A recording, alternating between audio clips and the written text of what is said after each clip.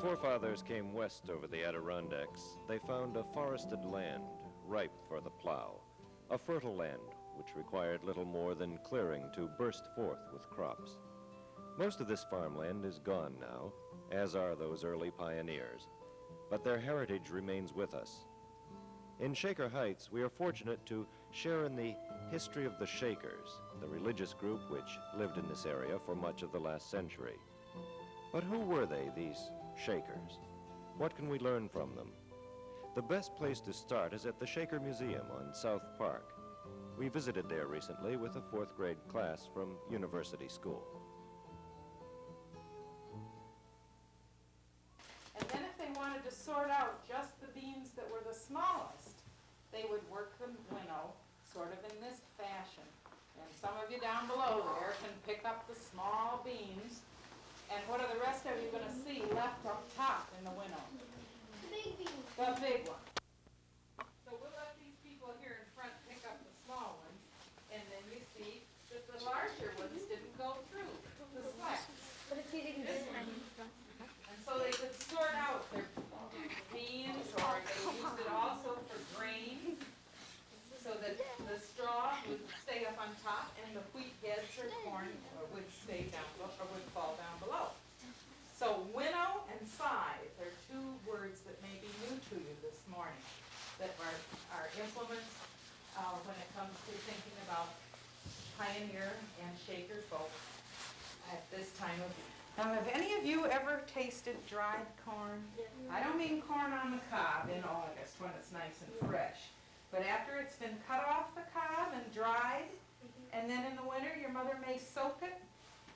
No. I don't think so. Do you think you really have? No. But I have a question. Oh, well, would you let me finish about the dried corn? Because dried corn is a favorite of mine, and it was a favorite of the Shakers, too, and other pioneer people. But the dried corn that I was referring to from the sisters' industry was where they would take yellow corn, just like you would eat fresh, boys, and they would husk it and then boil it for about 2 minutes, and then take a knife and cut the corn right off the cob. Then that cut corn was what was spread out and dried. They'd have drying racks, sometimes made out of just cheesecloth, and they would take 2 or 3 days to dry the corn completely, so it was just as dry as those beans are. Although the Shakers may sound like many others from the 19th century, they were an innovative and progressive people, not afraid of new technology. Among other things, they invented the modern flat broom and the circular saw. They were the first to package seeds for sale. They used scientific farming methods. How were they able to do this? Richard Klyver, a member of the Shaker Heights Historical Society, has studied the Shakers. Well, there were other communal societies back in the 19th century. The Shakers lasted longer and were more successful than any of them. And perhaps one of the reasons was the fact that many very prominent and well-educated people joined the Shaker movement. This was not a movement that was made up entirely of poor people, although, of course, there were many in the group. But there were a lot of engineers and architects and doctors and ministers and other well-educated people who joined. And I think that that is perhaps one reason why they were so successful. I think another reason is perhaps the fact that after the death of Ann Lee in 1884, she was succeeded by Joseph Meacham, and he was a genius at organizing, and he was the one who was able to organize these colonies in such a way that it would guarantee a long life. Their communal living, of course, was part of their religion.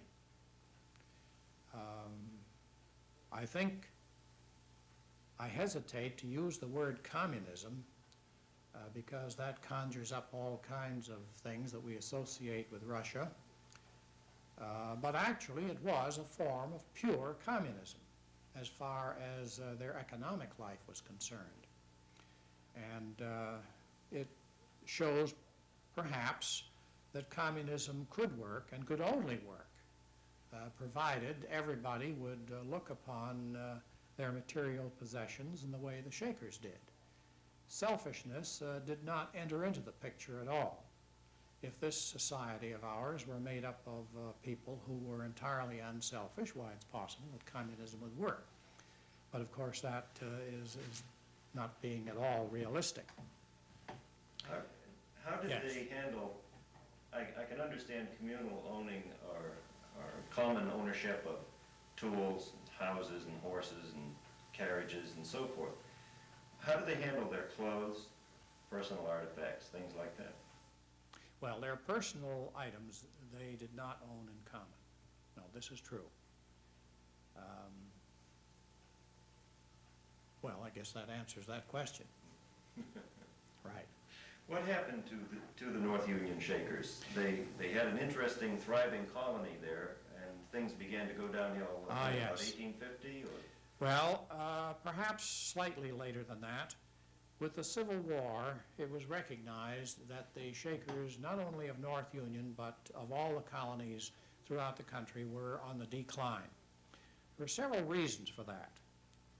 The first one that comes to mind, of course, is obviously celibacy, but by no means was that the only reason, or perhaps not even the chief reason. After the Civil War, people were less interested in religions than they were prior to the Civil War. The great religious revivals were a phenomenon of the period from 1830 to 1850. That was now over. People's attentions now were drawn towards such things as the settlement of the West, and the building up of railroads, and the making of money, and having big corporations, and so forth. A second reason is the fact that the Shakers found it increasingly difficult to compete economically with the factory system, particularly communities like North Union. Its close proximity to the big city of Shaker Heights, to the city of Cleveland, meant that they could not compete with the factories of such big cities. And so gradually, they found that there was no market for the goods which they handicrafted by hand.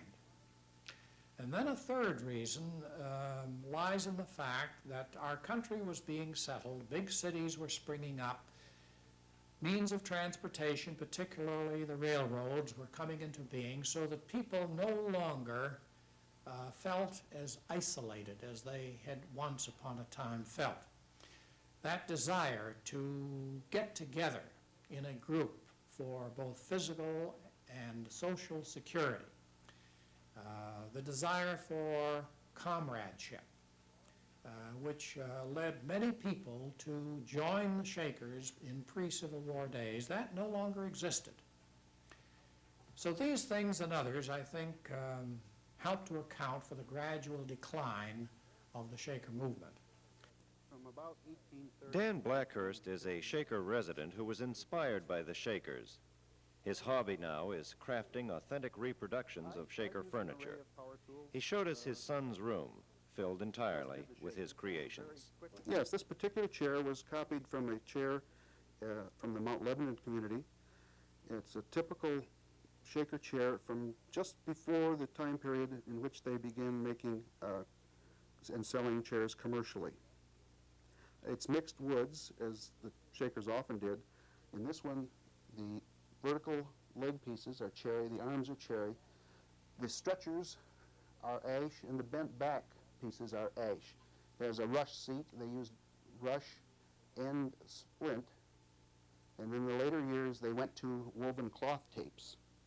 Lines are very simple. It has the mushroom caps on the arms and a fairly simple design at the top of the back posts. Typical with the Shaker construction, each of the stretcher pieces are pinned where they enter the legs. The arm enters here, and the front leg just comes up through the arm and is covered with a cap. The only decorative marks you might see are these small score lines down as we go down the back posts, but those were merely put on while the piece was in the lathe to mark the location for the back, so that you would know where to cut into this leg to fit the back. Well, from my standpoint, chairs are the most difficult to make because there's so many pieces, and they have to be fitted extremely well, or you end up with a chair that's crooked and twisted.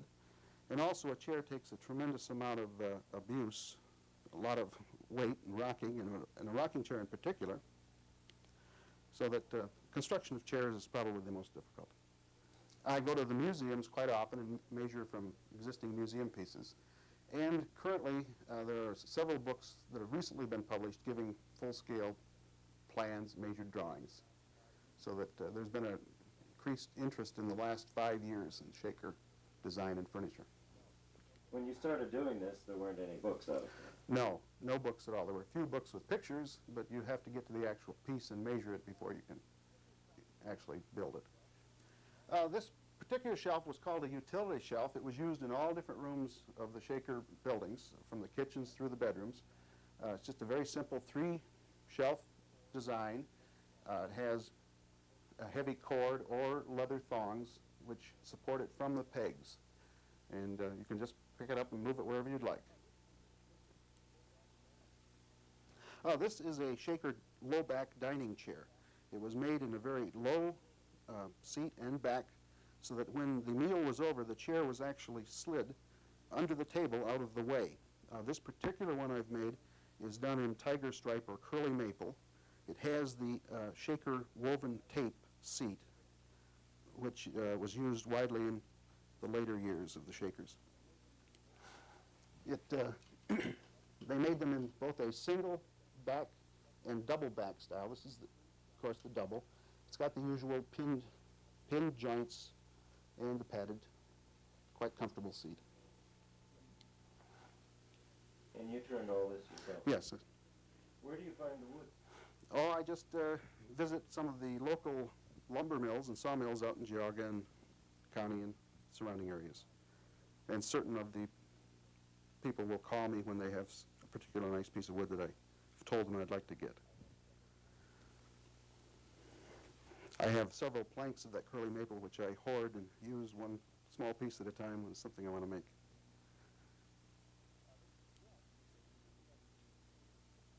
This desk is a reproduction of a shaker kitchen table. The original is on display at the Shaker Museum in New York.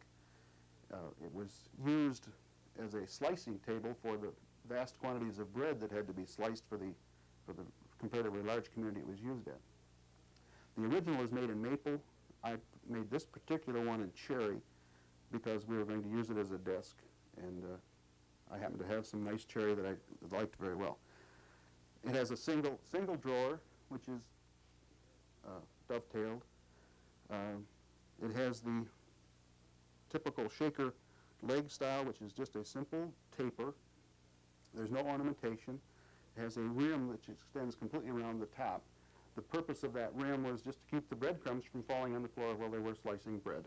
It causes some problems when used as a desk in a boys' room because it's very difficult to dust because you're dusting inside a closed area. The Shakers believed in complete simplicity, no ornamentation, and anyone looking at Shaker furniture very quickly recognizes this. It's beautiful furniture, but its beauty consists of its form rather than any ornamentation upon it. They believed in functionalism. Everything that they did, they believed should actually be practical. Take, for example, a Shaker chair. And this chair I'm sitting in, incidentally, is not a Shaker chair. This is a rather massive thing that I'm sitting in. But Shaker chairs are very light, so they can be easily handled. They could be easily picked up and placed upon a peg rail. The Shakers, like the Danish cabinet makers, have made their chairs very, very strong. This is a Shaker wall cabinet that's copied from a cabinet at the Pleasant Hill community in Kentucky. It was used in the schoolroom for housing school supplies. It's one of the few Shaker pieces with a lock on it. I assume that was to keep the students out of the supplies. This one is in walnut. It's designed again to hang from the pegs and can be moved around the room. How did this, what do you call this rail around it? I call it a peg rail, or just a hanging rail, but typically they refer to it as a peg rail. Was this something unique to the Shakers, or was it fairly As far as I know, it was the extent to which it was used was unique to the Shakers. They would use it in every room. They would even have double rows of the pegs, and even under the windows at times. They used it very extensively. Workshops, kitchens, bedrooms, living rooms, dining rooms. The dining rooms, they had it to hang the dining chairs on while they were cleaning the floor. So it was widely used. It's good for football helmets, too. Yes. It's great for a kid's room. It gives them some place to hang everything up.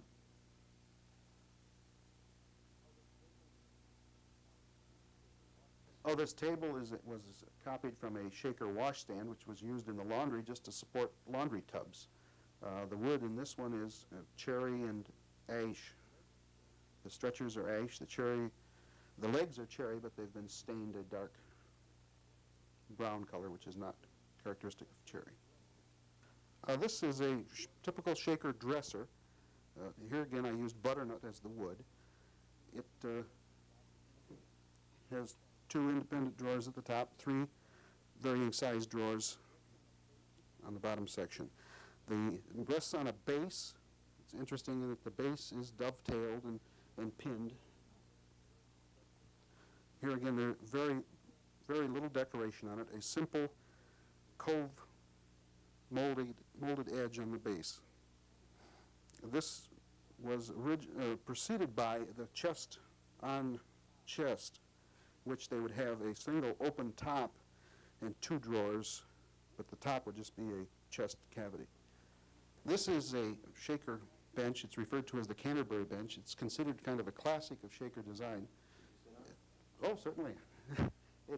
This particular one is made from a mixture of woods, as the Shakers often did. The top of the back happens to be a piece of curly basswood. The seat is basswood, which was referred to as one of the white woods they used in their furniture construction. The back spindles are simple tapered spindles of maple, and the legs and the stretchers are curly maple.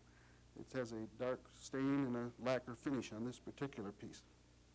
While it's considered one of the Shaker classics, it has a serious structural flaw in that the legs have no support in the horizontal direction, so that it does suffer from that flaw.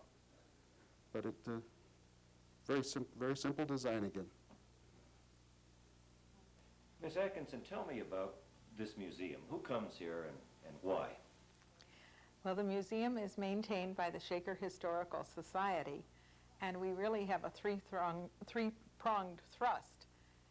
The educational component of the museum is, of course, a very important one, and all the third grade children from the Shaker Heights School District come to the museum in the course of their study of local history. How many people come during the course of a week?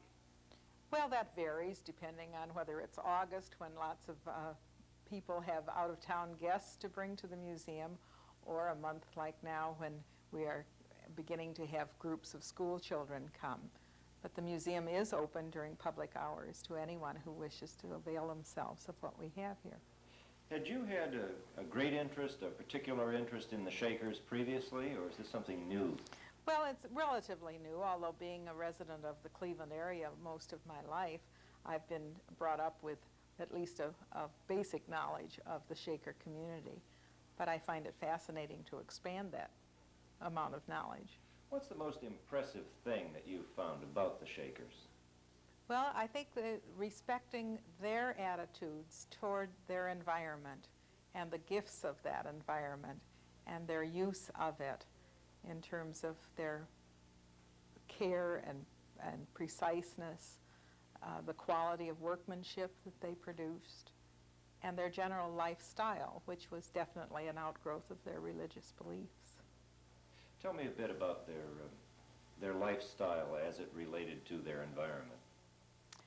Well, Mother Ann had a slogan that there was no dirt in heaven and there would be no dirt in her Shaker communities.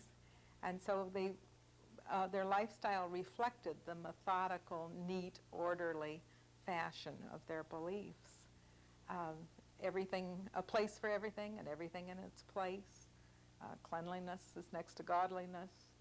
Hearts to God and hands to work, I think are all tenets that we can adapt today in our respect for and concern for our environment.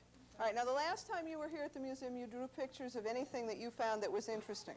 Okay, today I would really like you to try and find something that has to do with harvest and draw a picture of that first, and then if there's something else in the museum that you're interested in, you can draw a picture of that afterwards. All right? Now, if you will just not crowd around here, you each will get a board and a pencil and a piece of paper. And then you can move off into the other room, Mark, to do your drawings.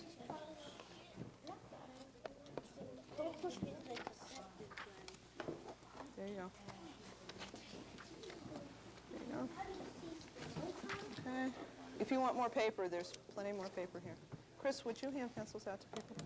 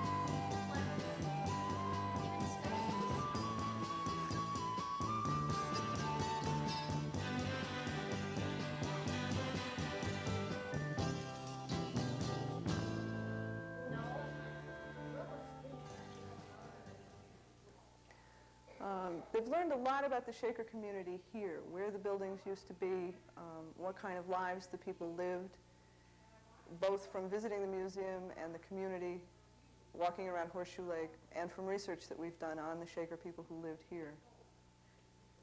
They seem to be really absorbing a lot of details about the Shaker lives. Do you think that's true? Yes, I do, and it's great to see them in a setting like this because I find out how much they have picked up, which is exciting for me. How have you reacted to what you've learned about the Shakers through this experience? I find them a fascinating group of people, and the more I study them with my kids, the more excited I am about the fact that I live in a place where they used to be. What's the most salient point that you've learned about the Shakers? I think the fact that they used everything in the environment here in order to maintain their community. And they really wasted nothing. They made use of every bit of what they had here. Is that the lesson that you think we can learn from them? I think so, yes. That's what I'm hoping the boys will pick up from it. I'm drawing the butter churner that the Shakers used when they were making cream, large cream and butter. And the pioneers had smaller ones, that is as large as this one. I haven't seen one like this. That's why I'm interested in drawing this one. I'm drawing the same thing as he is, and I didn't really think that a butter churn would be so big. How does that work? Butter churn, how does it work? Well, you clog up a hole somewhere, and you put cream into it, and then you turn the handle that is on it, and then when you think or it is ready, you take off the clog, and cream pours out, and what's left in there is the butter. Yes, they were very healthy people. And if they were sick, they would sleep. And very healthy people. Do you think it would have been fun to have been a Shaker boy?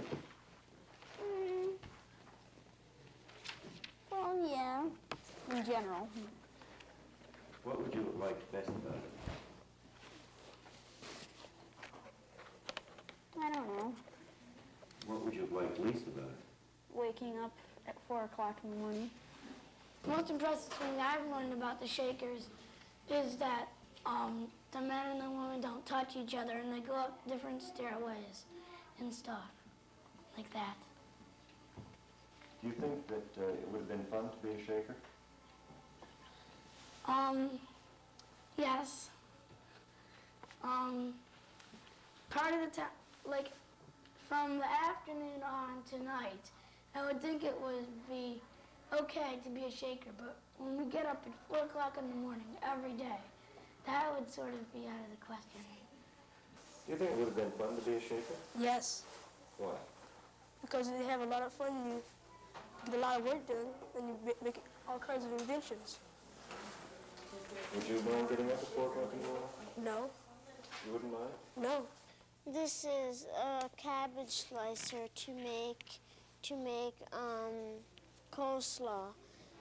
The Shakers invented it. They invented coleslaw or the cabbage slicer? The cabbage slicer.